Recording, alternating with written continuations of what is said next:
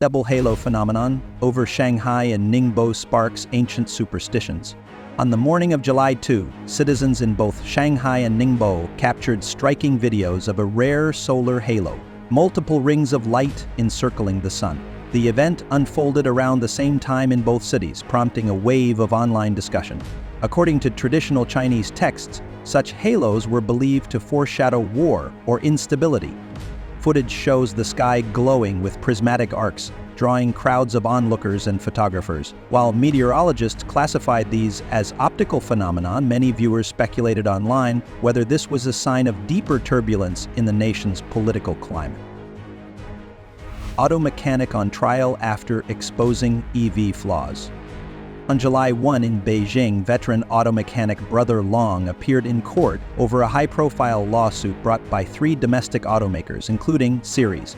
He is accused of damaging reputations by claiming issues such as battery swelling and water ingress in locally produced electric vehicles. Videos show him in his workshop dismantling components and explaining flaws. Footage that once earned him public trust, now facing damages in the millions of dollars, he admitted he is likely to lose. "I'll stick to repairing Teslas from now on," he said. The case has stirred debate over free speech and industrial transparency. Road collapse sends cars into river in Wenshan, Yunnan. On July 1, after days of heavy rainfall, a landslide struck Linjiang Road along the Panlong River in Wenshan, Yunnan province. Surveillance footage captured the moment several vehicles, including a small truck, tumbled into the river as the road gave way. 13 households were evacuated from nearby buildings, which now stand precariously close to the edge. One video shows a truck suspended midair, its rear axle still clinging to broken asphalt. Locals expressed concern online over safety and infrastructure maintenance, with one commenter asking, "Can anyone still live here safely?" Authorities have not reported injuries so far. Potent flood trapped tourists overnight in Henan Scenic area. In the early hours of July 1st, heavy rain triggered flash floods in Zhejiang and Bayou Mountain Scenic area in Henan province. Videos circulating online showed torrents sweeping away roads, lightning striking overhead, and a child's voice calling for help from inside a car.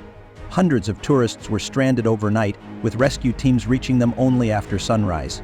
Officials reported 5 deaths, 3 missing, and nearly 6,000 affected. Footage shows people clinging to ropes to cross submerged paths and darkened homestays cut off from power. Emergency crews continue to evacuate those still trapped in the mountainous terrain. Economic pressure mounts for Beijing residents amid job uncertainty. Residents in Beijing are grappling with rising living costs and shrinking incomes as the economic slowdown deepens. Video clips show packed subway stations, job seekers lining up at recruitment fairs, and families sharing cramped apartments to save on rent. High housing prices remain out of reach for many, while civil servants and service workers report wage cuts and unstable earnings. In the lead up to a national military parade, increased surveillance and tightened social controls have further strained daily life. Locals say they now focus more on essentials like food and clothing than long-term goals or upward mobility. Unsanctioned IUD surgery leaves Gansu woman with lifelong injury. On July 24, 2023, Beihong Li underwent intrauterine device removal at the 4th People's Hospital in Tianshui, Gansu province. Surveillance footage and medical records later revealed the operation was performed by an unsupervised trainee without Bei's consent. The result? A perforated uterus and extreme pain. Doctors allegedly dismissed her symptoms, refusing examinations or pain relief. After being discharged, Bai collapsed from hemorrhagic shock. She was later diagnosed with a grade 10 disability. The case has reignited public concern over hospital oversight and patient safety in rural China. Game blogger attacked after exposing studio in Zhejiang.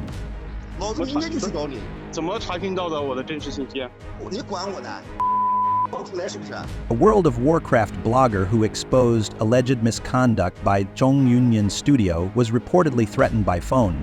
In a recording, the studio owner claimed to have obtained the blogger's identity from local police.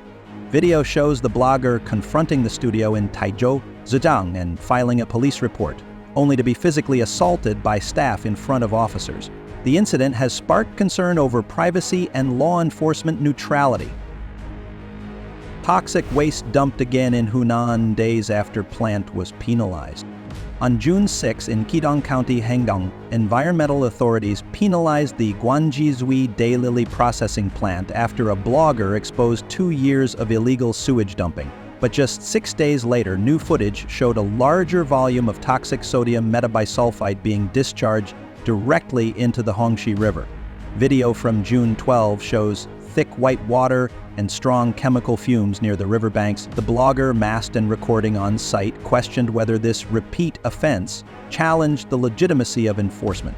Sodium metabisulfite is a known irritant that can burn skin and internal tissue upon contact. Blogger exposes flawed medical catheters from Suzhou manufacturer. A recent video revealed that urinary catheters made by Suzhou Ruyan Nano Medicine Company fractured under minimal water pressure. Footage shows the plastic tubing snapping during a simple test. The blogger claims they reported the issue for 3 years without response. They also questioned why another product from the same company performed well under high pressure, raising concerns about inconsistent quality and regulatory oversight in China's medical supply chain.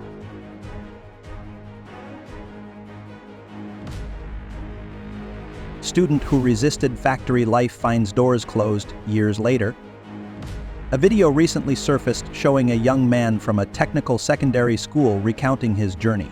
Once determined to escape life on the assembly line, he spent 6 years studying and working hard. But when he finally applied to the electronics factory he once rejected, he was turned away. In the clip, he reflected, silently reflecting on lost time and shifting realities in China's job market. Henan labor agent questions unequal pay in state-owned firms. A labor agency in Henan recently posted a video alleging wage disparities in state-owned enterprises. Footage shows the agent comparing dispatch workers earning $550.00 to $690.00 a month for full shifts, while some official staff reportedly collect $960.00, $1,100.00 monthly with full benefits, despite doing little or no work. One netizen shared that her classmate's mother earns over $1,400.00 at the local tobacco bureau without reporting to work daily.